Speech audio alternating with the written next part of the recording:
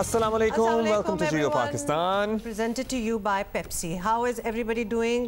I hope आप लोग बिल्कुल ठीक ठाक हों और ऑलमोस्ट आधे रोजे जो हैं ऑलमोस्ट आधे रोजे गुजर चुके हैं, आधे मोर टू गो। और एक्चुअली वही वाली बात होती है कि आप आधों के बाद तो सेटल इन होते हैं और फिर आपको मजा आना स्टार्ट हो जाता है, तो फिर पता चलता है कि जी अब तो थोड़े से ही रह गए, खत्म हो जाएंगे। लेकिन जो बचा है, ये घड़ियां, ये सातें, ये वक्त बहुत कीमती है, इससे भरपूर फ़ायदा उठाइए, इबादत कीजिए, लोगों की मदद कीजिए, लोगों का एहसास कीजिए और एहतियात करें। आजकल तो सबसे बड़ा एहसास ये है कि आपसे किसी को कोरोना वायरस ना लगे और आप भी घर लेकर ये बीमारी ना आए। पीडीएम 1 पॉइंट एजेंडे पर बनी थी, ये तो सभी को याद होगा, वैसे अब याद दिलाना पड़ता है ना कि वो क्या था, दोबारा से रिफ्रेशर हो जाए। और वो था मौजूदा हुकूमत को किसी भी तरह घर भेजना।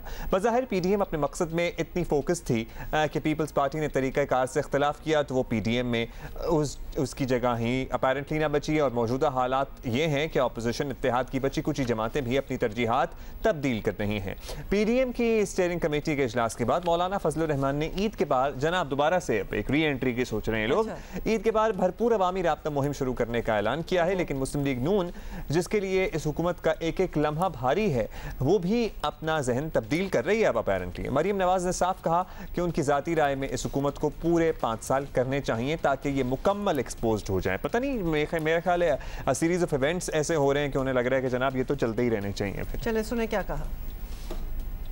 वो इन्होंने ब्लंडर्स किए, उसका बोझ ये खुद उठाएं। उसका बोझ मुस्लिम लीग नून उठाने को तैयार नहीं है। हम नहीं चाहते कि हम इनको रिप्लेस करें और जिम्मेदारी हम पर आ जाए। जिम्मेदारी भी अब इनको उठानी पड़ेगी, उसका बोझ भी इनको उठाना पड़ेगा और उसी बोझ के साथ अब ये इलेक्शन में डालेंगे। मुस्लिम लीग नून जाएंगे, मुस्लिम लीग नून इनको बिल्कुल आसानी से फरार का रास्ता नहीं देगी। पर्सनली आई थिंक मैं तो ये चाहती हूँ कि ये 5 साल अपने पूरे करें, क्योंकि एक दफ़ा आवाम को इनके पास शहीद बनने का कोई रास्ता ना हो। ये आवाम को ये कहने के काबिल भी ना रहें कि जी हम तो ये करना चाहते थे, हम तो ये करना चाहते थे। आज 3 साल हो गए इनकी हुकूमत को, मैंने आज तक इनकी मुंह से कभी ये नहीं सुना कि हम ये कर चुके हैं। आपको बताएं कि मौलाना फजलुर रहमान तो अब भी हुकूमत गिराने के लिए पुरअज़म है, लेकिन मरियम नवाज के बयान से लगता है हुकूमत मुखालिफ तहरीक महज फेस सेविंग की हद तक रह गई है। और ख़ास तौर पे अभी जो उनका स्टेटमेंट आपने सुन भी लिया। हमारे साथ मौजूद हैं सीनियर रहनुमा मुस्लिम लीग नून राना सनाउल्लाह साहब। राना साहब, पीडीएम स्टीयरिंग कमेटी में बात होती है कि ईद के बाद हुकूमत को किस तरह गिराना है, और मरियम नवाज कहती हैं कि वो हुकूमत को 5 साल मुकम्मल करते देखना चाहती हैं और सारी उन्होंने रीजनिंग भी दी। तो क्या पीडीएम और मुस्लिम लीग नून की पॉलिसी भी अलग हो गई है, इसका मतलब? नहीं, पीडीएम की और पाकिस्तान मुस्लिम लीग नून की पॉलिसी इस तरह से अलग नहीं हो सकती कि पीडीएम की सरबराही मीटिंग में जो भी फैसला होगा ईद के बाद हुकूमत के ख़िलाफ़ एहतजाज का या उस एहतजाजी तहरीक को जो पहले से जारी है उसमें कौन से जो है वो स्टेप्स एक्शन जो है वो लेने हैं, तो पाकिस्तान मुस्लिम लीग नून जो है वो उसकी पाबंदी करेगी।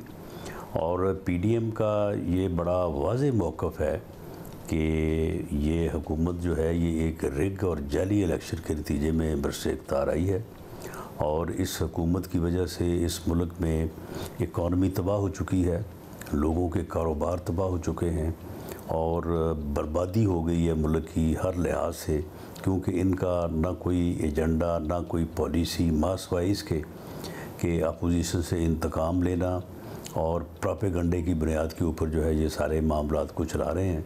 तो इसलिए जितनी जल्द मुमकिन हो इस हुकूमत को जो है वो चलता किया जाना चाहिए और एक फ्री फेयर इलेक्शन जो है वो डिमांड है पीएमएलएन की, वो डिमांड है पीडीएम की।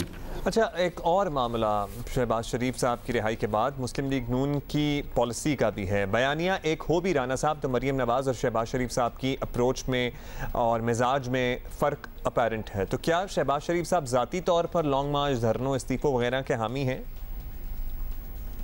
देखिए, अप्रोच या जो है वो सोच में तो हर इंसान का दूसरे इंसान से कुछ ना कुछ फ़र्क होता है, लेकिन पार्टी लेवल पे जब कोई भी पॉलिसी या फ़ैसला फ़ाइनल होता है तो बाकायदा पहले डिस्कशन होती है उसमें सभी के अपने अपने ख़यालात, अपनी अपनी सोच, अपने अपने नज़रियात या अपना अपना मौक़िफ़ होता है, लेकिन उसके बाद फिर एक शरीयत से जो फ़ैसला या इत्तेफ़ाक़ी राय से जो फ़ैसला हो जाए तो उसको सब जो है वो फॉलो करते हैं।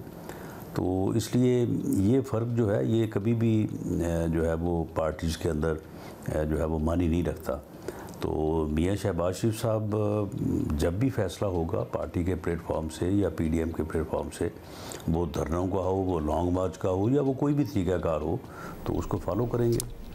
चलिए जी, thank you so much Rana Sanaullah sahab, आपने वक्त दिया। अभी आगे बढ़ेंगे और आपको पता है कि हम हर रोज़ एक ऐसे इदारे, एक ऐसी तंजीम के बारे में आपको बताते हैं जो आपके सदक़ात, ज़कात, खैरात की मुस्तहिक हो सकती है, और ऐसा ही एक इदारा जो अगेन किसी तारुफ का मोहताज नहीं है, SOS विलेज। अच्छा, आपने SOS विलेज की आप बात कर रहे हैं, तो SOS की जब हम बात कर रहे हैं ना तो SOP निकल जाता है एकदम मुँह से। तो I was just going through this and आप SOP का विलेज भी बन गया, लेकिन इट्स SOS विलेज जिसकी हम बात कर रहे हैं। क्या ख्याल है कि एक विलेज बनाना चाहिए जहाँ पे SOP पर अमल दरामद करना सिखाया जाए? बिल्कुल ऐसा होना चाहिए। SOS विलेज पाकिस्तान में यतीम बच्चों को सहारा देने वाली सबसे बड़ी प्राइवेट वेलफेयर ऑर्गेनाइजेशन है। यतीम और अबैंडन बच्चे जिनको छोड़ देते हैं वालिदैन, आलमी इदारे SOS विलेज इंटरनेशनल से वाबस्ता है ये, और 135 ममालिक में ये इदारा काम कर रहा है। पाकिस्तान में 1975 में कायम हुआ। 12 शहरों में SOS विलेजेस के स्कूल्स और ट्रेनिंग सेंटर समेत मुख्तलिफ प्रोजेक्ट्स हैं जिन पे काम कर रहे हैं, और अब तो गालिबन 12 शहरों से ज़्यादा बढ़ गया है इनका दायरा कार। और इसी पे बात करते हैं, हमारे साथ मौजूद हैं नेशनल डायरेक्टर SOS विलेजेस सबा फैसल साहिबा। सबा साहिबा, थैंक यू। सबा साहिबा, प्लीज़ करेक्ट अस कि अब आप कितने शहरों में ऑपरेट कर रहे हैं और क्या क्या फैसिलिटी है जो आप बच्चों को फराहम कर रहे हैं? अस्सलामुअलैकुम, थैंक यू सो मच। आपने अपने प्रोग्राम की उससे हमें हमारी ऑर्गेनाइजेशन को टाइम दिया। इस वक्त हमारी ऑर्गेनाइजेशन 17 सिटीज़ में है और ओवर 54 प्रोजेक्ट्स हमारे काम कर रहे हैं इन सिटीज़ में, और सारे प्रोविंसेस में हमारी प्रेजेंस मौजूद है। और इन प्रोजेक्ट्स में हम सबसे पहले तो हमारी जो विलेजेस हैं SOS विलेजेस, जिसमें यतीम और बेसहारा बच्चे हमारे पास आते हैं, उनकी हम कफालत करते हैं। उसके साथ साथ हमारे SOS हर्मन माइनर स्कूल्स हैं जो हमारे अपने बच्चों को भी एजुकेशन देते हैं, और उसके अलावा जो अंडर प्रिविलेज बच्चे हैं एरिया विसिनिटी के, उनको भी हम एनरोल करते हैं और उनको भी हम उन स्कूलों में पढ़ाते हैं। इसके अलावा हमारे टेक्निकल ट्रेनिंग और वोकेशनल सेंटर्स भी मौजूद हैं 4 शहरों में, और कराची और मुल्तान में तो बहुत बड़े सेंटर्स हैं जिसमें हमारे अपने बच्चों के अलावा जो अगेन अंडर प्रिविलेज कम्युनिटी के बच्चे हैं वो हमारे इन सेंटर्स में आते हैं और ट्रेनिंग मौसूल करते हैं। अच्छा सबा साहिबा, जब हम सोचते हैं कि यतीम बच्चे, तो हमें तो तादाद में इतने नज़र आते हैं, because we are talking about relatively poor country like Pakistan. अक्सर बच्चे तो घरों से निकाल भी दिए जाते हैं, वो जेन्युइनली अमीर हो या गरीब हो। हमने कितनी बार देखे, तो कौन से स्पेसिफिकली बच्चे होते हैं जो आप SOS विलेज में एक्सेप्ट करते हैं? बिकॉज इस तरह तो कोई भी आपको ला के दे सकता है जी हमारे बच्चे आप, या फिर डू यू वेलकम एवरीबॉडी? जी बिल्कुल।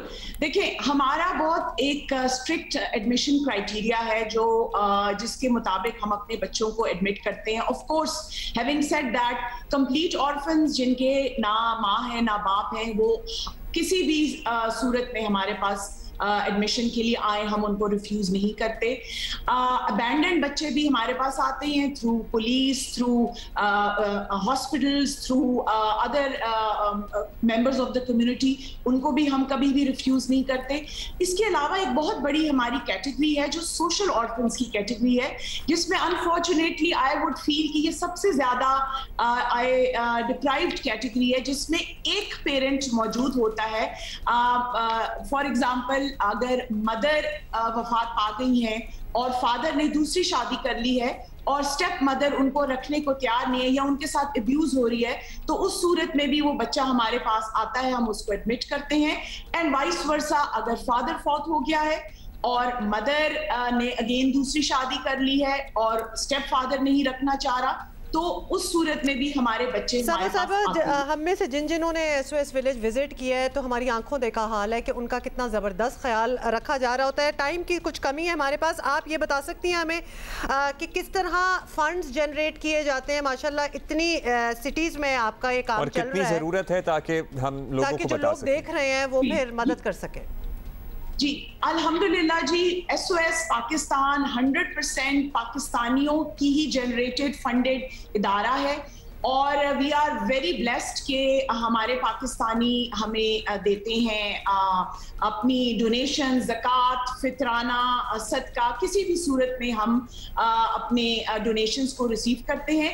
और as you have mention, COVID की सिचुएशन में हमने नोटिस किया कि थोड़ी सी हमारी डोनेशन बार नीचे हुआ है। सो मेरी आपके प्रोग्राम की प्लेटफॉर्म से ये अपील होगी सबके लिए कि काइंडली आइए SOS को देखिए, हमारे इदारे में बहुत अच्छा काम हो रहा है और प्लीज हमारे इदारे को दिल खोल के आप अपनी ज़कात, अतियात, डोनेशन इन काइंड वो भी हम लेते हैं, प्लीज दीजिए।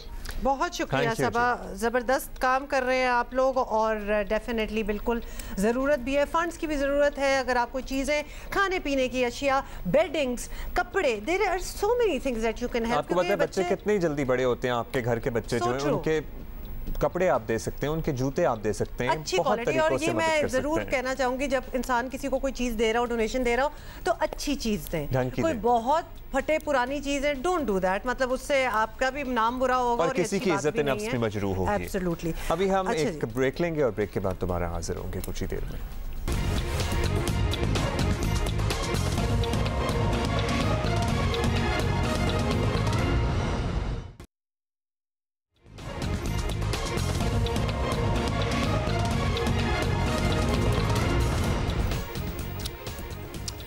Welcome back. और आपको बताएं कि कोरोना केसेस के साथ अमवात की शरह में खौफनाक इजाफा देखने में आ रहा है। पाकिस्तान में पहली बार एक दिन में 201 अफराद कोरोना से इंतकाल कर गए। हमने आज आपको शो की बिगिनिंग में भी बताया था, अभी तक जितने भी फिगर्स आ रहे थे ना वो 100s में थे, पहले तो बिल्कुल ही 2 डिजिट फिगर्स थे, अब 200 से बात जो है वो ऊपर चली गई है। सबसे ज़्यादा अमवात पंजाब में हुई हैं। तो ये जनाब हमारे साथ इसी इशू में बात करने के लिए BC Lahore university of health sciences doctor Javed Akram sahab हमारे साथ मौजूद हैं। डॉक्टर साहब, पाकिस्तान में कोरोना की इस लहर ने ज़ाहिर तारीखी तबाही मचाई है, ख़ासतौर पर पंजाब में हालात ज़्यादा ख़राब नज़र आ रहे हैं, जहाँ मुस्बत केसेस भी बहुत हैं, अमवात की शरह भी पहले से कहीं ज़्यादा हो गई है।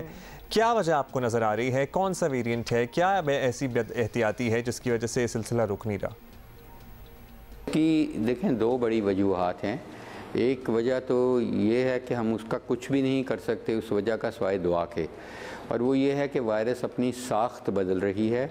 और क्योंकि पंजाब में और लाहौर के इर्द गिर्द के एरिया में बहुत सारे ऐसी ख़ानदान रहते हैं जो कि सेटल्ड हैं इस वक्त इंग्लैंड में, यूनाइटेड किंगडम में, और जब वो शादियों पे आए ये रमज़ान से पहले, और तो वो B117 स्ट्रेन इधर बहुत ज़्यादा लाहौर में प्रेवलेंट हो गया, तकरीबन 60% केसेस वो थे।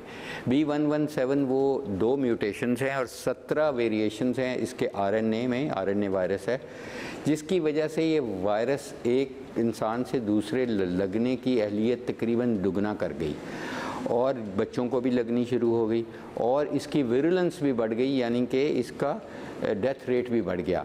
तो इसलिए ज़ाहिर है ये वजह तो हम कुछ भी नहीं कर सकते, सिर्फ अल्लाह से दुआई कर सकते हैं। दूसरी वजह यह है कि हम लोगों ने पैंडेमिक फटीग में मुब्तला हो गए और हमने समझा कि ये बहादुरी की अलामत होगी कि अगर हम हजूम में जाएंगे तो अपने आप को बहादुर साबित करेंगे, या हम मास्क पहनेंगे तो बुज़दिल कहलाएंगे।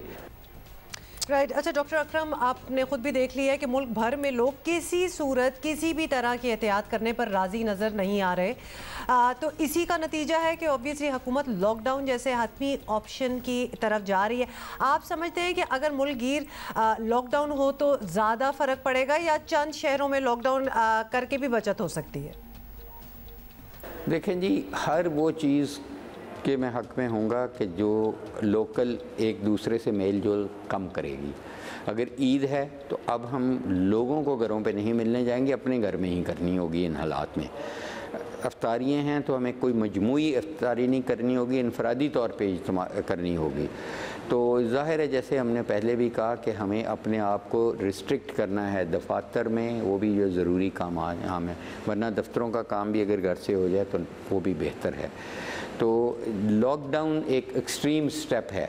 लॉकडाउन कह देना आसान है, उसको करना बहुत मुश्किल है, इम्प्लीमेंट करना, ख़ासकर ऐसे मुल्क में जहाँ बहुत सारे लोग रोज़ की रोज़ी कमाते हैं और रोज़ अपने बच्चों को खिलाते हैं। वो बहुत मुश्किल एक अमल होता है। लॉकडाउन के साथ आपको लोगों के घरों में, बहुत सारे घरों में खाना राशन पहुँचाना पड़ेगा। तो मेरा ख़्याल है कि लॉकडाउन की तरफ एक एक्सट्रीम स्टेप है, लेकिन लग ये रहा है कि हुकूमत भी इसको बहुत सीरियस है, बहुत परसीव कर रही है।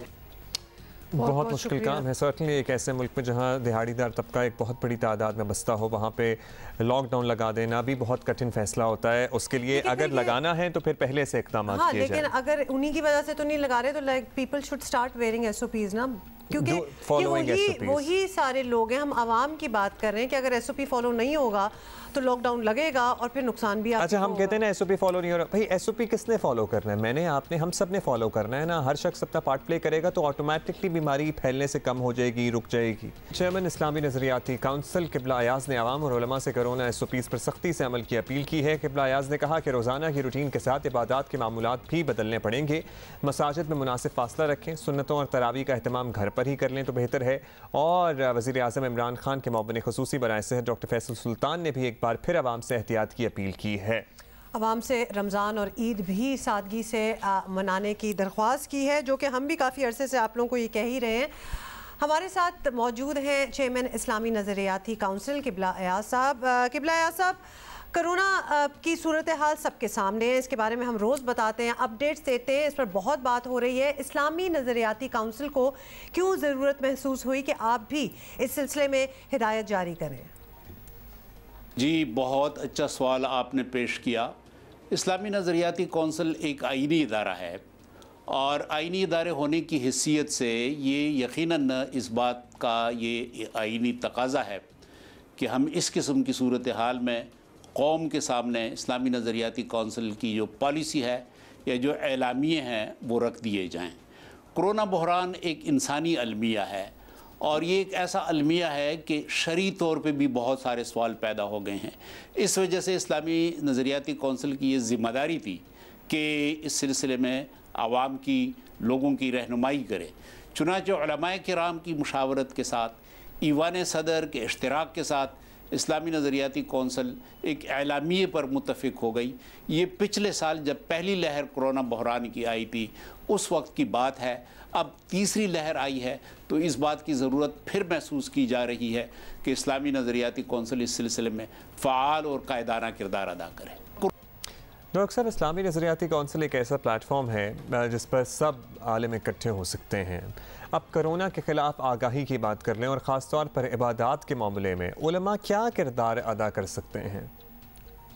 कोरोना के अंदर कुछ शरई मसाइल भी पैदा हो गए हैं, क्योंकि इसमें एक तो बुनियादी बात यह है कि मास्क का पहनना ज़रूरी है, एक समाजी फासला ज़रूरी है। तो अब इबादत के इनेकाद में क्या किया जाए? चुनांचे उलमाए किराम ने, इस्लामी नज़रियाती कौंसिल ने इस सिलसिले में रहनुमाई की कि तिब्बी माहिरीन ने जो कुछ कहा है उस पर अमल करना बहुत ज़रूरी है। चुनांचे पिछली लहर में हमने देखा कि मसाजिद के अंदर, इबादत गाहों के अंदर, इमाम बारगाहों के अंदर और बाकी जो मजहबी मुकामात थे, मसलन दीगर मज़ाहिब के मुकामात जिसमें हम देखते हैं गिरजाघर, मंदिर, उसमें SOPs, एहतियाती तदाबीर ज़्यादा बेहतर तरीके से रूबा अमल आई गई, क्योंकि वहाँ का जो मजहबी रहनुमा था और मजहबी रहनुमा थे उन्होंने अपने लोगों को, अपने पैरोकारों को इस बात की हिदायत की कि तमाम तर एहतियाती तदाबीर इस्तेमाल की जाएँ, क्योंकि इंसानी ज़िंदगी जो है वो बहुत मुक़द्दस है, बहुत मुअज़्ज़म है और उसको बचाना जो है ये हम सब का फ़रीज़ा है। That's true. We'll see you tomorrow.